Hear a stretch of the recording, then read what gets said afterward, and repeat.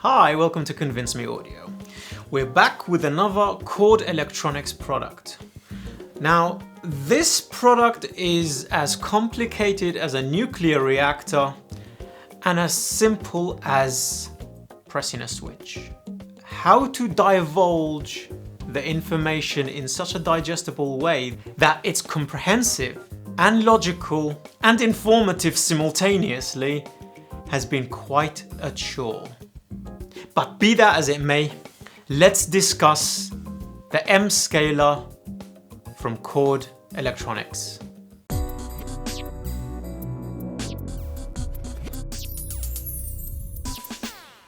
Discussing what this product does might be a good start. This unit will not recreate your songs. This is not a DAC or a digital to analog converter. You cannot plug your headphones or your speakers into this unit. It does not give power to your headphones, IEMs or speakers. In fact, its part in your audio chain comes before your DAC. This is how you place the Chord SCALER in your chain. You first have your laptop or your computer, then via USB, optical or coax from your source into the SCALER first, the SCALER into your DAC into your amplifier, and then your amplifier to your IEMs, headphones or speakers. So its part in the chain comes really early, just before the digital to analog converter starts its conversion and just after you press play on your player on your computer. This is the sorting office of the post office. We will be coming back to that analogy quite a lot in this review because of the complicated nature of this unit. The Chord SCALER is an upsampler. It will upsample your 1644 CD files all the way up to 705 kilohertz. It will also upsample your 48 kilohertz files all the way up to 768 kilohertz. Now this takes an enormous amount of computing power.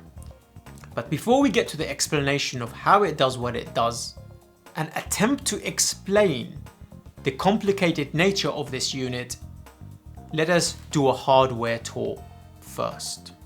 Like all Chord products, it's built out of CNC machined aluminium.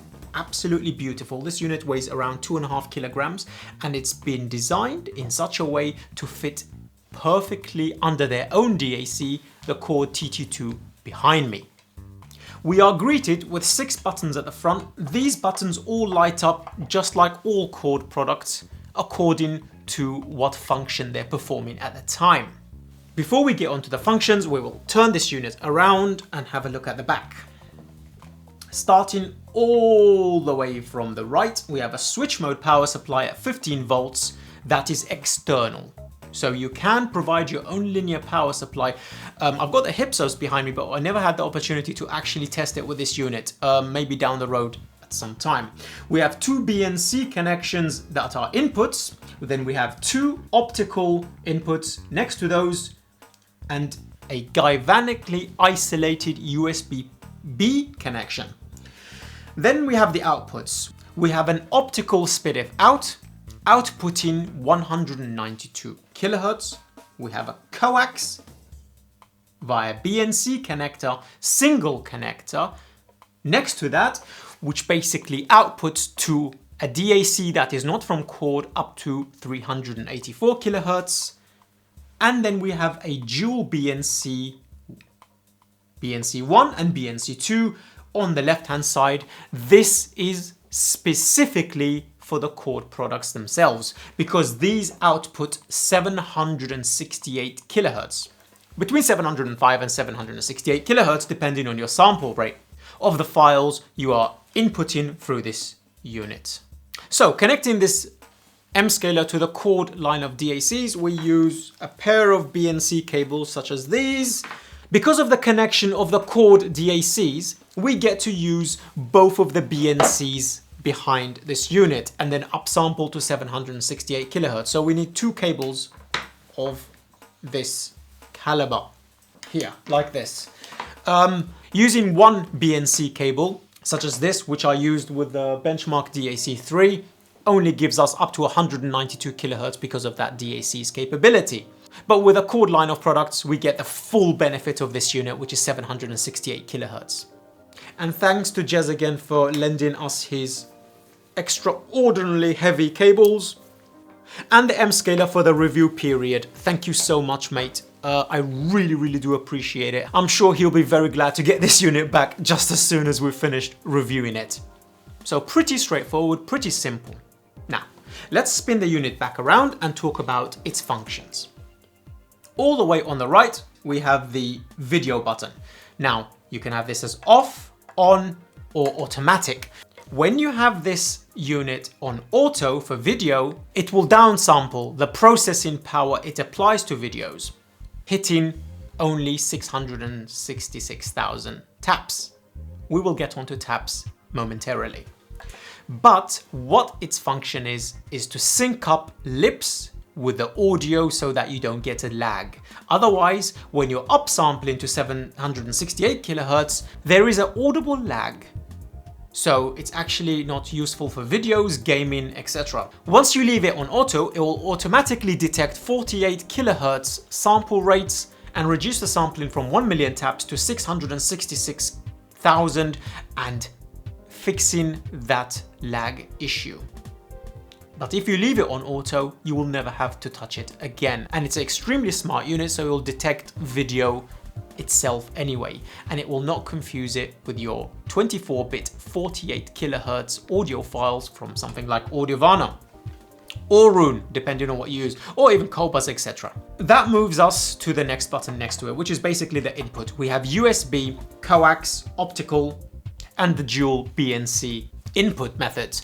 Basically, you can leave this on purple, but fortunately, there's an auto detection here too, which basically will mean it will detect a signal coming into the unit and switch to that automatically. You can't have optical and BNC, for example, running simultaneously. It will prioritize what it detects first. So, saving you doing the switch. So, for example, if you've got a USB connection and there is nothing playing, and then you have an optical connection that kicks in, it should technically switch automatically. The next button is the bread and butter of this unit, which basically is the sampling rates. Red is passed through, yet this is not bit perfect. They have increased the volume by a few dB so that it matches the upsampling frequencies for headroom.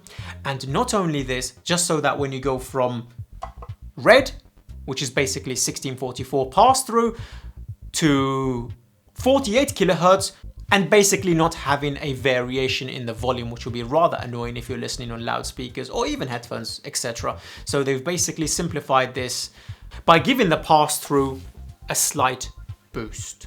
These are all identified via colors as well: red, green, blue, purple, and white. White being the maximum sample rate. If you know your rainbow colors, you will be fine. Now, the next few buttons are completely redundant right now because the devices that these have been made for have not been released by Chord yet. But if you press these two buttons on my left, being your right, as you're facing the unit, I think you can adjust the brightness of the lighting. So that is the unit. A very simplistic box that sits under your DAC before your DAC in the chain. All of its functions are in the digital realm. None of it passes into the analog realm. So what does this unit do? Let's move on to what this unit is actually designed to do.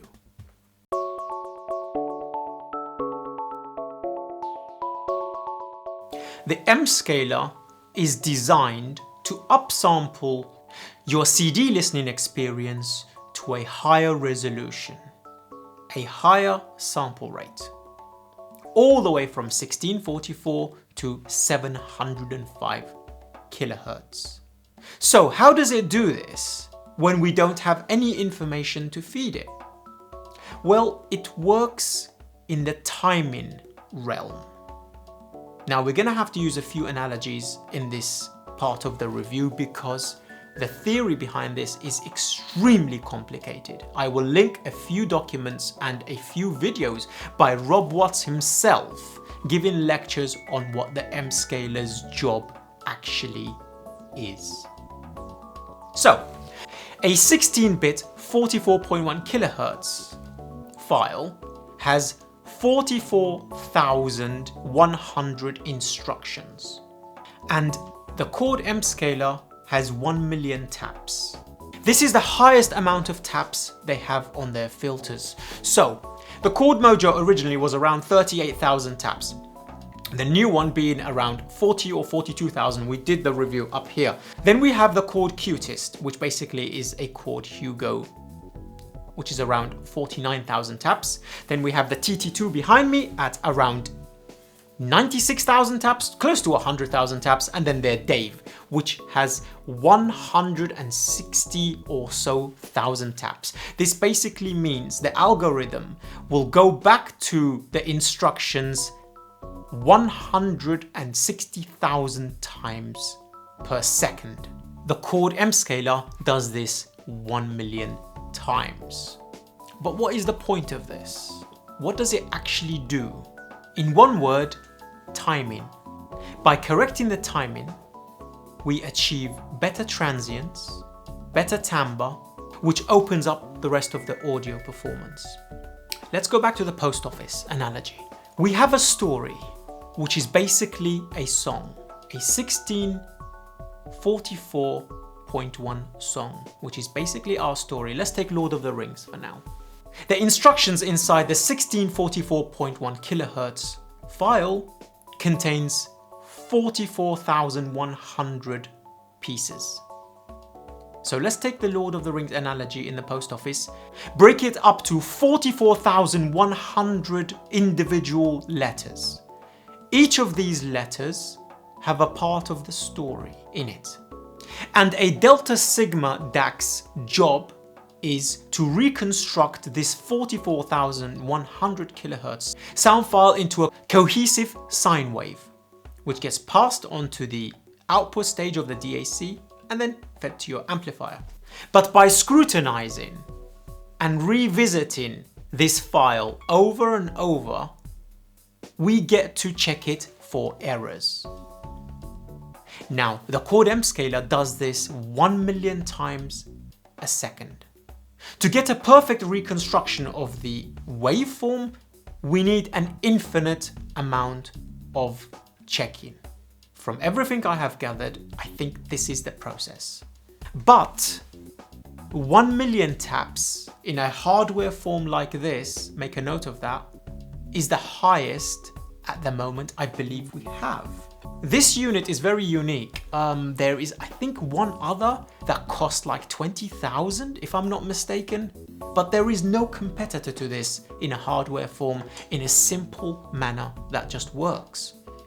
This unit will revisit those instructions 1 million times, rather than the basics of what a delta sigma DAC would do to recorrect those errors. Coming back to timing, Rob Watts states that the human brain can pick up on marginal errors and timing up to 250 kilohertz. So we need to upsample to this point. That's a basic, moronic, simplistic way of breaking down what the M-scaler is doing. Its job is to revisit the timing process over and over and over again, giving more information to the timing domain. But what does that mean in the real world? Let's move on to the sound. How does this affect your systems?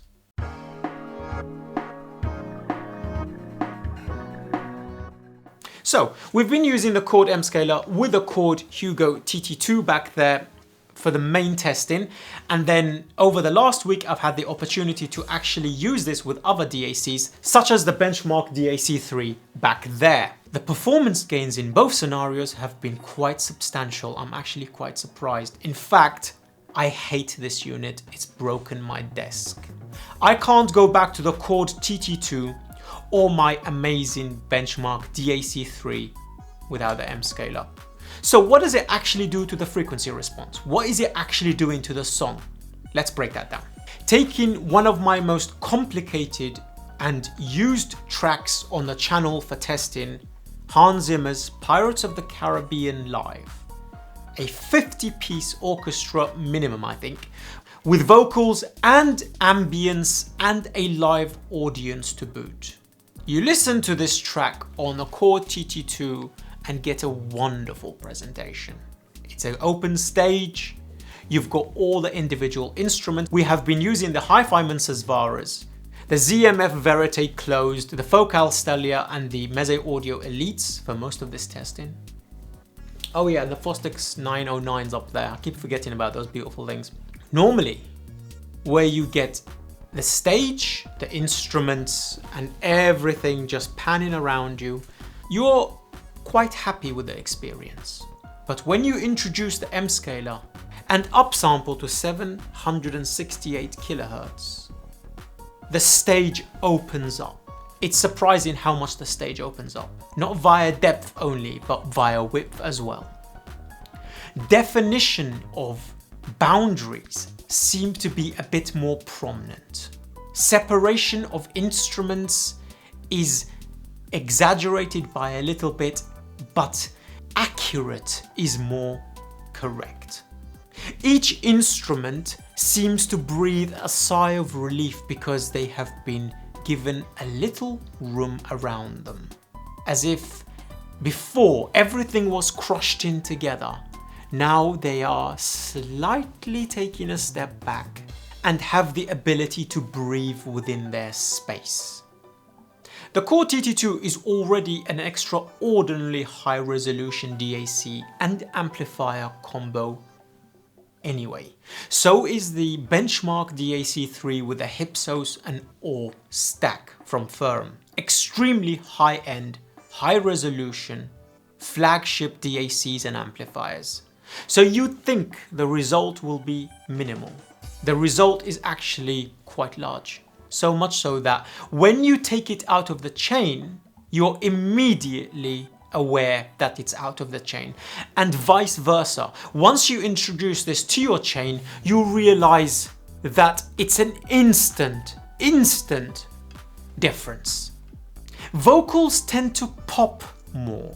There seems to be more resolution, yet when you peer at the actual song, you realize it's not resolution as per se. It's more timing. It's more spatial presentation. Yet it really does feel like you get more transparency. Bass region becomes more prominent, more defined, more textured, and the speed and the timing of attacks is instantly noticeable. You don't seem to feel as though things are convoluted and congested any longer. And that's talking about a $4,200 DAC and amplifier, or a $4,200 Firm stack with the DAC3. We are already talking about extremely high-end DACs and amplifiers, and this is taking it to another level. In fact, I took this out of the chain for 2 days, and I just felt like my systems, both of my systems, just lost some magic. They felt a bit flatter.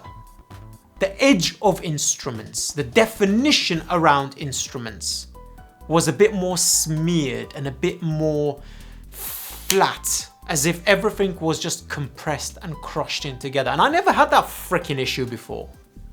I never had that issue in the slightest.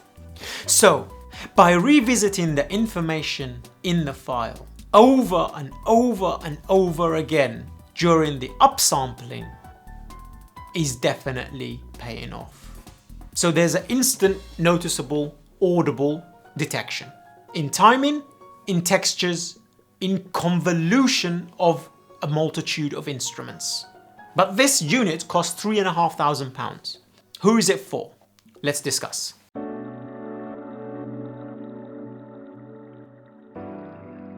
Is it worth it to buy this over another DAC? I think you're thinking along the wrong lines. This is not for somebody who has already got a D90 to introduce it to their system. This is not for you. Will it improve DACs in the lower category? We haven't even discussed that yet. Yes, it does, and quite a bit as well. But that is not who it's for. First and foremost, this is designed to work with the Chord line of products. And I don't advise you buying this if you have a MOJO or a Cutest or a Hugo. I advise to buy this if you have a Hugo TT2 or a Dave. But with a Chord TT2, I would put a percentage on the increase of performance you get. 25%. That's quite substantial in the flagship category to even say that, because most of the time it's 5 to 10%. And is it subjectively better? No, I think it's objectively better. I wish I had actual measurements to give you guys, but I think it's objectively better from a subjective perspective. Staging improves, separation improves, transparency seems to improve, things are more defined, and it's simple and it just works. But I think you should be buying this if you're in the category of the higher end and you really want to push your DAC to the limit. Let's talk about its performance with other DACs, such as the D90 and the Benchmark DAC3.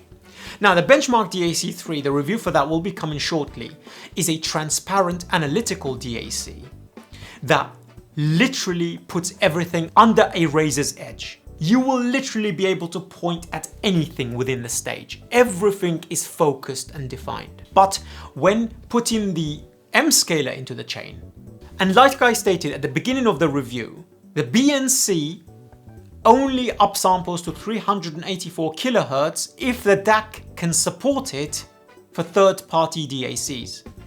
And the Benchmark can only upsample to 192 kHz. But the detection is audible and is instantaneous. The smeary nature of instruments seems to be lifted. Everything is more defined. The stage, though fair on the Benchmark DAC3 and not on the levels of the TT2, expands. Tonality seems to be better, smoother, and I think this is down to the transients response.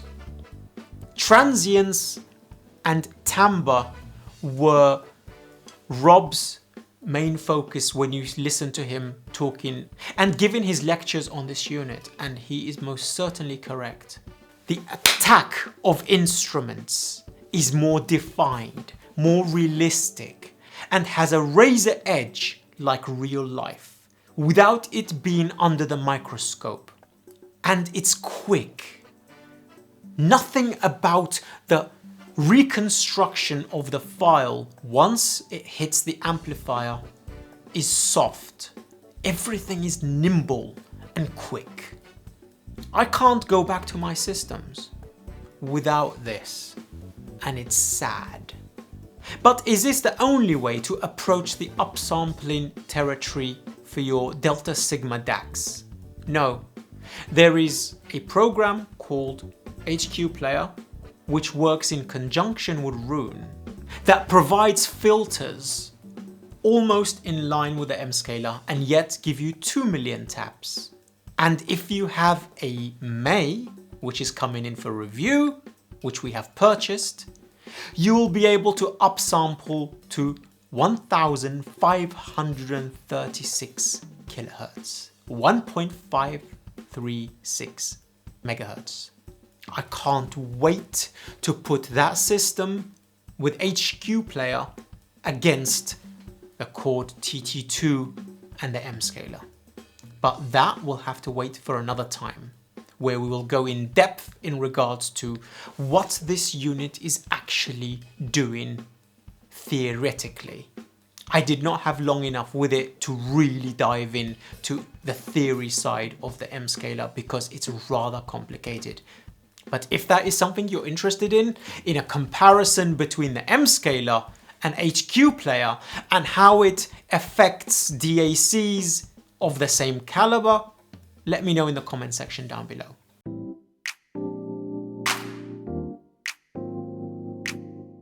What do I think of this unit? Do I think it's worth it?